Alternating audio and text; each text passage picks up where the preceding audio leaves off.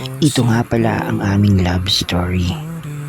Love story na hindi naman perpekto dahil wala namang perpektong love story. Lahat dumadaan sa mga pagsubok at problema. Simpleng tao lang kami na nagkakakilala. Pinagtagpo ng tadhana.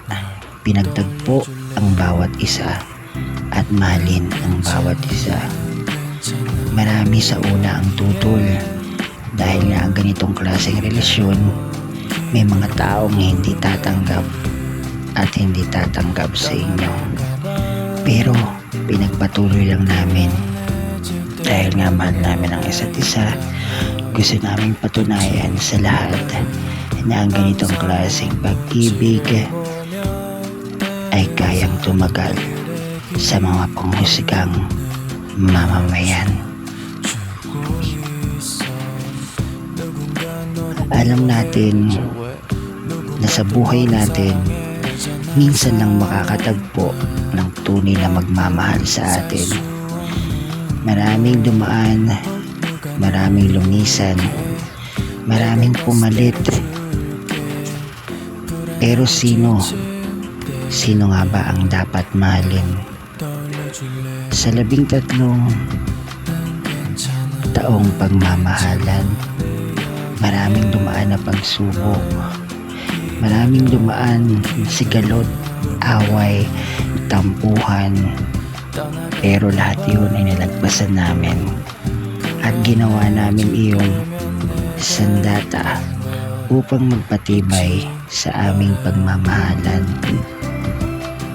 Marami na ring luha ang nasayang, marami ng muntikang paghihiwalayan, pero kailanman hindi kami bumitaw dahil ang pagbitaw at pagsuko ng dalawang taong nagmamahalan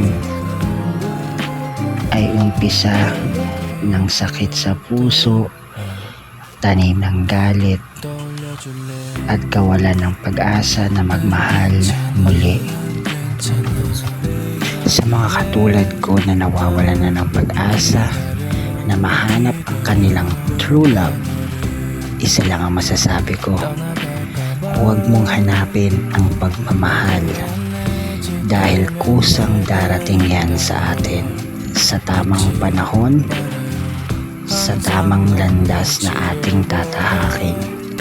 Magkikita at magkikita ang dalawang pusong nakatakda na magmahalan. Lagi nating tatandaan na sa buhay natin, kapag dumapo ang pagmamahal, huwag na huwag mo itong sasayangin at pakakawalan. 내가 봤을 때를 줄게 불안하고 지칠 때